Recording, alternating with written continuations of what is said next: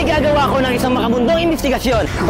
Ang saya-saya! Ulitin ang sidula! Para sa bayan! Para sa tagumpay! Para sa'yo! Ang laban na to! 5,000 gulong! Gulong! Nakasalalay sa kanilang mga kamay. Kung anong kabalaran sa kanila yung naghihintay. Dito'y kailangan nilang magbungkal ng lupa, magkaskas ng yelo. Malapit na!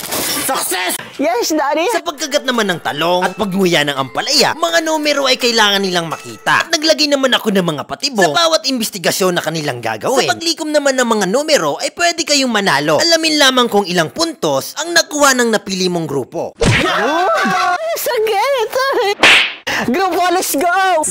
Ang bawat kupunan ay nagsihandaan na para makipagtagisan ng galing. Pilitin nating manalo. Kailangan nating maging matatag. Lakas mo nga bumayo, napuputol yung saging.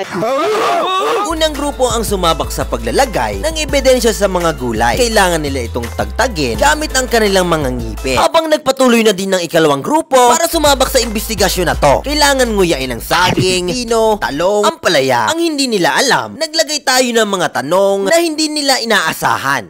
Magubat o madamo? Madamo, kasi sa gubat maraming ahas. So win! Habang tumatakbo ang oras, palit din ng palit ang tsansa nilang manalo. At sa membro ng bawat grupo ay nakasalalay sa kanila ang 10,000. Anong reaksyon mo kapag nilalabasan ka na? Wag ko, bata pa ako, cool. Sa tagisan ng bilis, sa pagsagot ng mga tanong, ay talaga namang nakakaaliw. Paano mo palalambutin ang matigas? Kuha po tayo malamig na kutsara, patong natin sa dulo. Lambot ang matigas! Lumaban ka! Kung ayaw mo sa akin, ayaw ko rin sa'yo, pistig! Sa pagsuot ng ebidensya, pilit iniingatang wag mahulog mula sa pagkagat. Ano ang masarap isubo? Saging na hinog. Manamis na may. Malinam na. Yung hilaw, yung matigas-tigas. Sa palakihan ng pagkagat, di naman nagpatalo ang ikalawang grupo para makuha nila agad. Pinaka-best position mo? 69. Kasi paras kayong makasarapan. Number 8! Yeah! Oh no, please, no! Sa pagnganga at pagkagat, talaga namang halatang sanay. Sa pagsubo, hindi maiwasang madual. Ilang round ka bago mapagod? 5! What? Pinakahihintay ng lahat. Sa bugombay bata! Sa pagtagtag ng rubber band, eksperto na sa ganitong galawan. Ang ilan nating mga kalahok, Patungo na tayo sa round 2. pindot ng orasan, isa-isa na silang nagsibatuhan ng kanilang mga tsinelas. 13! Yay! Para sa team! Meron ka ngayong 1,000 pesos! Yay! So win! Ay, susunod natin ay kaskas yelo at ipapalaro sa ating mga kalahok. Simulan na ang investigasyon. Go! Sa paglamig ng labanan, sinusukat dito ang kasanayan sa paghawak at diskarte kung papaano palambutin ang mga yelong inihanda ko. Ang dalawang grupo ay nagpaunahan manalo, kaya lamang ang may alam at may karanasan. Dito nga sila ay medyo natagalan dahil sa namamanhid ng mga kamay. Dito ay masaya pa sila. Round 3. Muling nagsimula ang pagbubungkal ng lupa gamit ang plastic na kutsara. Amuyin ang kilikili ng kaniyang mga kasama. Sobrang nagsisi, sir. Bata pa ako, cool. Matapos ang mahabang paghintay, naganda naman kami ng pagkain para manumbalik ang kanilang lakas.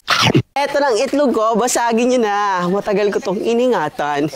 At ang bawat kupunan ay muling nag-usap sa pagbato ng kanilang mga itlog. Dahil sa mga itlog na ito, mababasa na may parusa, may patagilid, patihaya at pahiga. Unang kupunan ang nagsagawa na rin ng kanilang hakbang para basagin ang kanilang mga itlog. Pagpili pa lang ng mga itlog na ito, may mga kaakibat ng kaparusahan.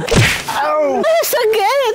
Sila na may nagtaka kung para saan ang inabot kong mga plastic. Para saan ba ang mga gulong na ito na kailangan ko pang hanapin, likumin para sa investigasyon na ito. Matapos ang mga gulong na kinuberan ng mga plastic, isinunod ko naman ang mga sako. Naghanda ako ng tubig, dayami, na galing sa bukid, na kahit Makati, mga gilik, na galing sa palayan, at aking tinipon. Kumuha na rin ako ng buhangin na siya naman nating gagamitin at isinunod ko naman ang paghingi ng langis. Napapaisip talaga ako. Ano baga talaga to? Nakaka-excite! Nakakakaba. It's amazing. Ang hindi nila alam na magpili pa lang ng mga gulong, agad na silang nakapagdesisyon. At ang napili ng ating pangalawang kalahok ay present. Ready ka na? Ready na. 1, 2, 3. Kunin na ang ipa. Mukhang masaya pa yata ang kalahok na ito sa kaniyang pagkakapili dahil alam niya na maswerte pa siya. Pili naman ng ikatlong kalahok, X. At ang X ay tubig. Makakatanggap ka ngayon ng 2,000. Isa, dalawa. Kwarta na, boy! At dinala na ang inihanda nating tubig at masaya pa siyang nabasa mula sa pagkakabuhos. The last but not the least, nakuha niya ngayon ay pass. 1,000 2,000. Ano masasabi mo? Kulang pa. Kulang pa? 3,000. Kulang pa rin. 4,000. Kulang pa rin. 5,000. Sa ba to? Okay. Dito ay hindi siya talo. Bukod sa 5,000, may libre pang buhangin na kanyang pinaligo. Ready ka na mabasa ng buhangin? Ready. Success! Ang napili niya ay future. Sa malas na pagkakataon, siya ang unang pumili ng gulong ng kapalaran. na. Swerte ka ba o hindi? Swerte. Kasi may pera. Sobrang nagsisisi. Kung ayaw mo sa akin, ayaw ko rin sa'yo. Pistik! Ready na ba kayo? Ready na! Let's go! Piliing maging kabit. Sabi nila yung mas masarap daw yung tumikim ng iba. Paano ka umungol? 1, 2, 3. Thank you po. Masaya! Kapag hindi napapunta sa'yo yung use oil. Opo! Ipasok ang use oil. Handa ka nang mabasa ng use oil. Handa na! Sabi lang wag pili ng mali eh! Sobrang nagsisisi. Makakakamit ka ng 5,000. 4, 5. Yeah!